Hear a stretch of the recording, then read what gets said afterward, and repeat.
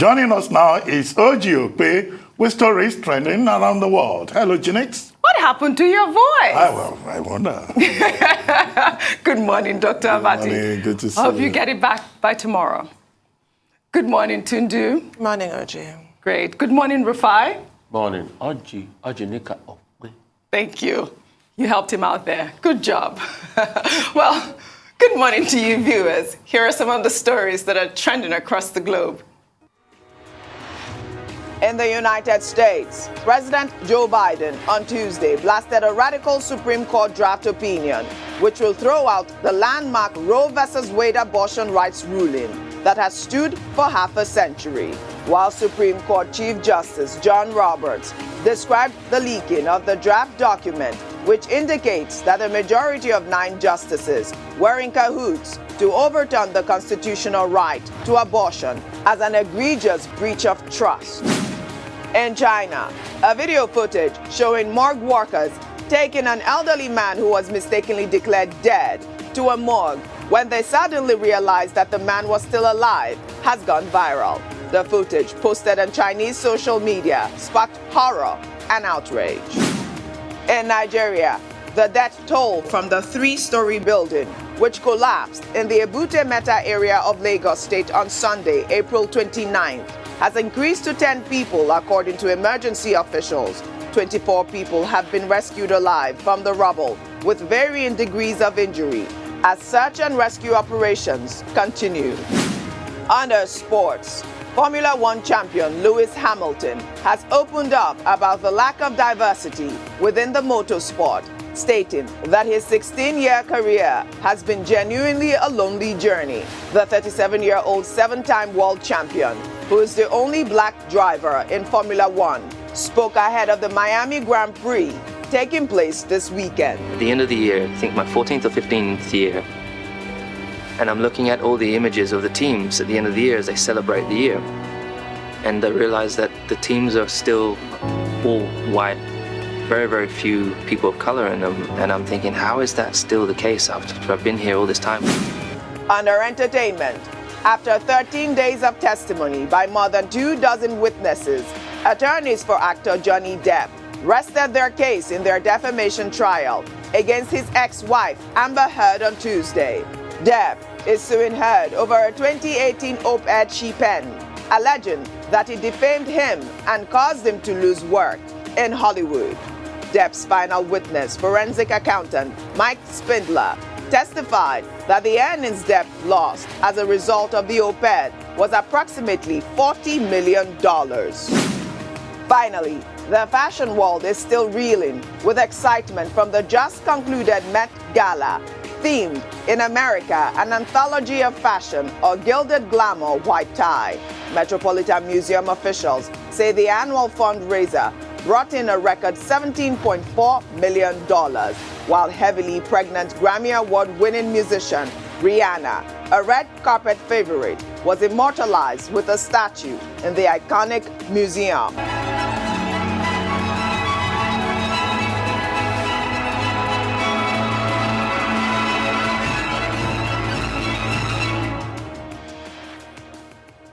Let's begin what's trending. The Nigerian Army has described the gruesome murder of 2 soldiers who traveled to their hometown in Imo State to formalize their wedding as a witch hunt on soldiers.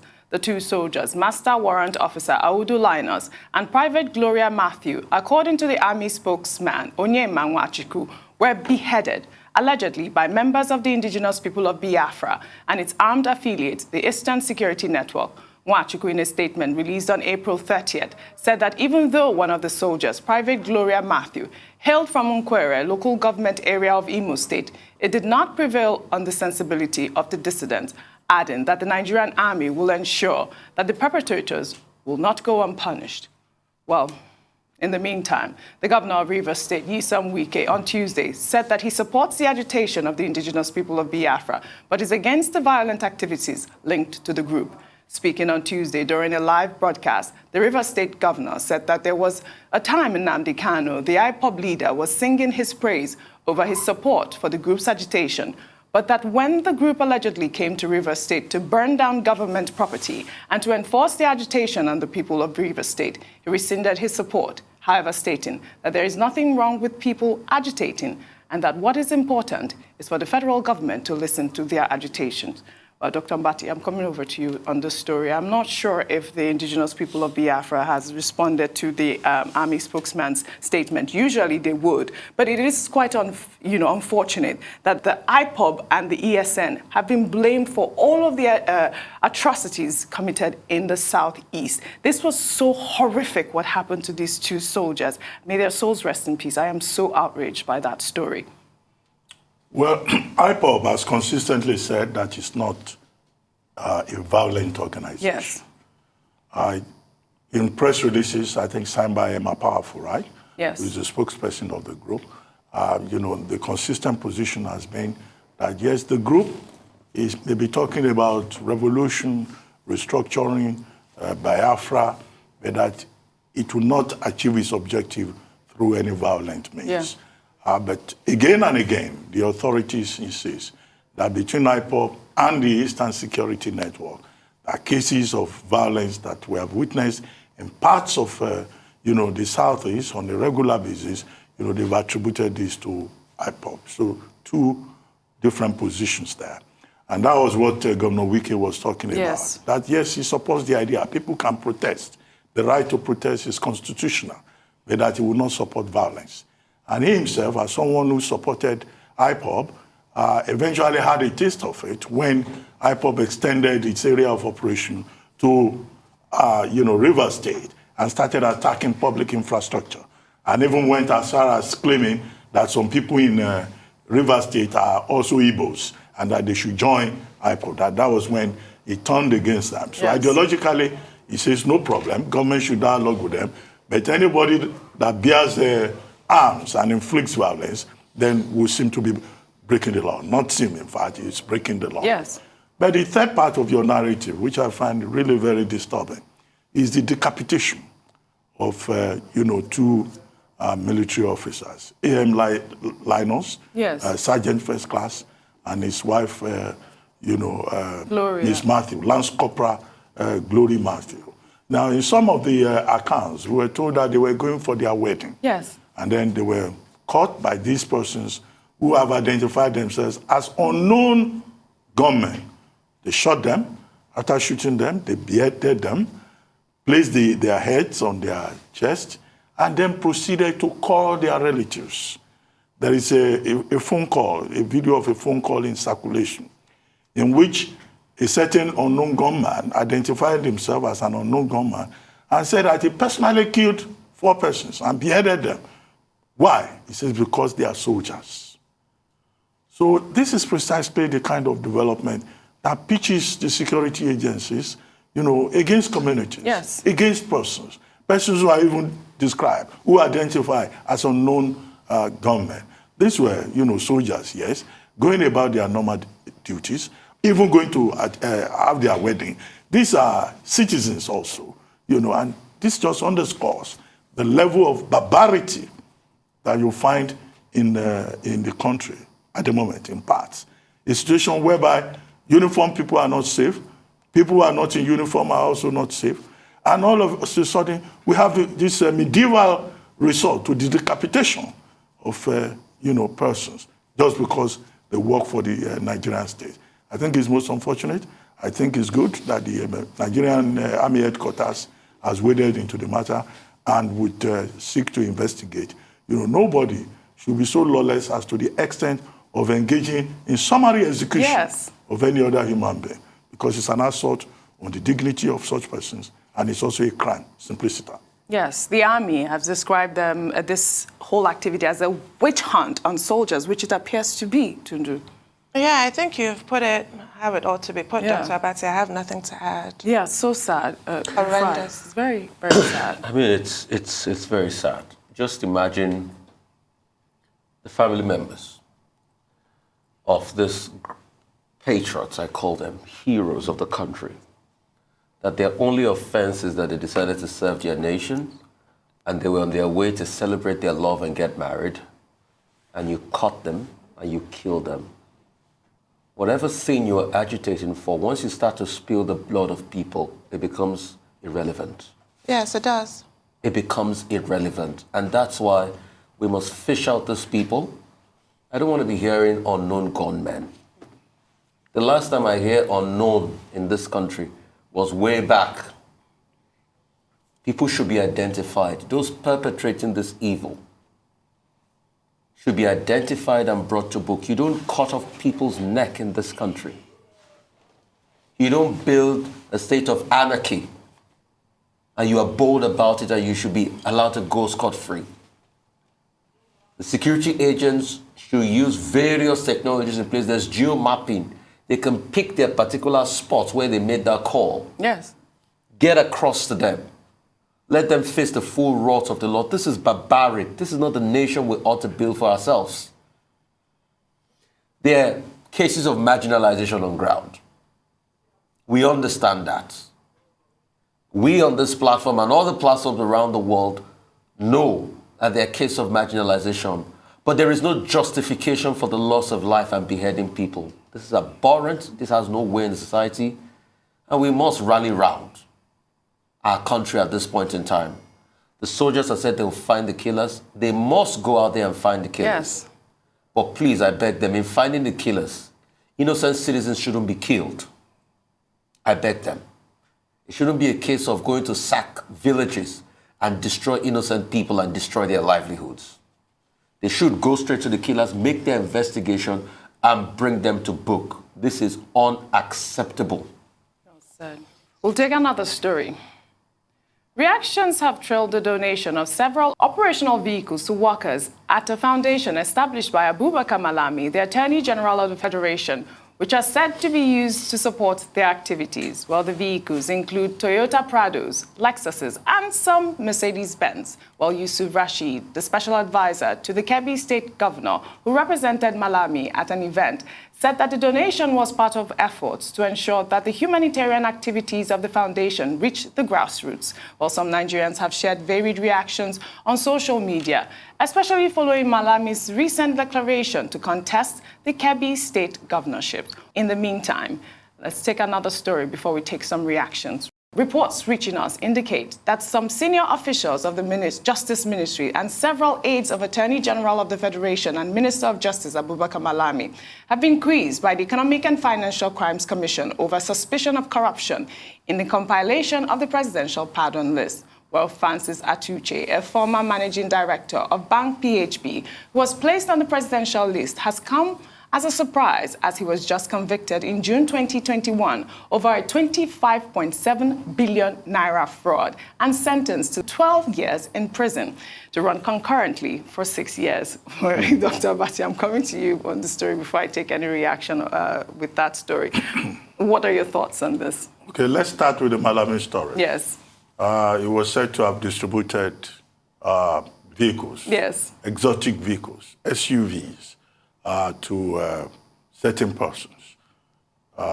His assistant, the spokesperson, Dr. Umar Gwando, says the persons who were beneficiaries were workers at the Kamidiya Justice and Development Foundation, which is led by the Attorney General of the Federation, Abubakar Malami, and also members of the Kadi Malami Foundation. And his major point is that those who are insinuating that this is because of politics, and he was using those vehicles for political reasons, he said, no, that is not true. As one point made by Umar Gwando on behalf of the AGF Malami. Second, he also said that these were donations in support of the foundation by friends and associates of the Honorable Minister of Justice, and that those friends also put together a sum of 135 million and donated to him to support his cause. You know that he had declared that he's interested in the governorship position yes, in his home state of Kebbi. So that's a clarification, but the public is skeptical. And reactions have come majorly from lawyers. You have Ifeda Iwadidigbe, SAN, and Femi Falana, SAN, both saying that this is a violation of paragraph 6, subsection 1 of the Code of Conduct rule, guidelines. And they are saying that if you are a public officer, you are not supposed to go about collecting gifts. Another lawyer who intervened, and a human rights activist, one Onaumo, He says that this is a violation of Section 121 of the Electoral Act, to the extent that, look, again, you can't be soliciting for gifts, and there should be a limit on the kind of gifts that you can collect. Now, third, you have Afamusigwe SAN. Afamusigwe SAN has a different view entirely. He says, given the fact that Malami SAN is running for governorship position, that it is normal for people to donate, to give money, to give other facilities to support those who are trying to be presidential aspirants or who are gubernatorial aspirants. After all, almost every form that has been bought, nobody has owned up to having up to 100 million or 50 million. Those things are bought for them. So he tried to justify it beyond the law. And he says, what we need to do is to define the limits on campaign donations more properly. And that he doesn't think that Malami SAN has committed any infraction in this case. But however, perception, is a major part of this. Moral, principles are also part of it. The truth of the matter is that the Attorney General is still in office. He has not resigned. So those who are challenging him to say, look, you can't sit in office as Attorney General of the Federation and you are collecting donations, you are collecting gifts of exotic vehicles at a time when you are still the chief law officer of the Federation. But the conundrum there is that all the serving ministers who are in the cabinet at the moment, they've all refused to resign ahead of the party primaries of the APC, which comes up on May 30. They are saying that the court has ruled against Section 84, subsection 12 of the Electoral Act, and that in any case, the Constitution, Section 66, therefore, thereof, says you should resign your position only 30 days to the election. So until that matter is resolved, the residual matter that you are left with is this moral, indication of the idea of a sitting Attorney General collecting gifts. Yeah, which has been a main topic of discussion, the morality of these political office holders at this time, whether or not they should step down way ahead of that 30 days deadline or not. I don't know what your thoughts are on that. Well, I think that's the mischief that controversial clause, Section 84, subsection 12, is seeking to cure. Although some people feel that it goes a bit too far, but we can see, perfectly illustrated, these gray areas that really should not exist. It does appear to be akin to an abuse of one's office when you're, accepting these gifts. He's not your run-of-the-mill governorship aspirant. He is the Attorney General of the Federation and Minister of Justice. All of this will be resolved instantly if he were to resign. But alas, absolutely doesn't appear to be happening. Right. Rufai, I took another story too about the aides that are being... I'll put that in. Yes. But for me, it just shows the level of political madness in the country. Our political office holders in general have no discipline. And it speaks a lot. And that's why the country is the way it is today. You're a sitting Attorney General. You're vying for a position. You were so quick to go get a court, ruling over 8412. But, in that same stead, you denied that you were running for governor in the States. This Umar Gwandu, too, was the person that wrote a statement after we played that video that he was saying in Igbo, in Hausa, that I'm going to run for governor. Yes. And he denied blatantly. Now, you say you are getting charitable donation gifts. These are exotic cars. I mean, who uses a Mercedes CLK and a Prado SUV for humanitarian work? I mean, a Lexus LX 570, do you know how much that costs? I mean, who uses a GLK 350 for Matic for humanitarian work? And we see all of this, and you're quick to say, oh, no, it's just collection of gifts and all of that. And this was the same person that came out to say that, I'm not running for office. I don't know what that was all about. And in all of this, you're still a sitting Attorney General.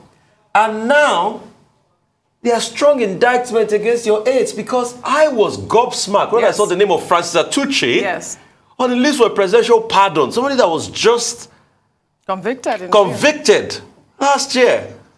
I'm just hearing in my ears now that an LX Lexus cost 70 million naira. Just one car. And I know a GLK 350 is nothing less than 10 million naira or 12 million naira. That's Tokumbo, please. Tokumbo, that's Tokumbo. Tokumbo. That's Tokumbo. Yeah, that's Not Tokumbo. If it's brand new, no, that's Tokumbo. It wasn't brand new. If it's brand new, it's going to about 15, 20 million. If I'm to calculate all the cars that are there with 70, 10, 10, I don't know how many cars a day. Oji, those cars alone will set you back over 200 million naira from what I can count over there. So who uses exotic cars like that to do humanitarian work? And now your aides are being investigated on the case of Francis Atuche. Yes. Oji, I'd like to ask, what is really going on in this country? What is going on, really? We can't build a nation this way. I know. Well, unfortunately, that's all I thought Tunu was going to say something. She did already. She commented already on the call. Did you tune out? No, I had you. I thought you wanted to intervene a second time. Anyway, you can as for the forgive him. investigation, He thought you were going to say something else. The Committee for the Prerogative of Mercy Yes. is domiciled in the office of the Attorney General of the Federation. Maybe that's why we hear his aides are being investigated. But it goes through a process. Yeah. You know, that committee, a bigger committee still vets the list, and the Council of State will look at it at the end of the day. That statement of corruption, there should be transparency. Yes. I think, just mentioning Francis Atuche is not enough. There should be a full list of all the persons who have been pardoned under Section 175, Section 1 of the Constitution. Full transparency is important. Absolutely. That way, we'll be able to make more informed commentary. Absolutely. Thank you very much, Ojinika. Thank you as always, all of you. So my voice has Yes, I hope it gets better. Well, that's all I have for you on What's Trending today. I'll see you all tomorrow.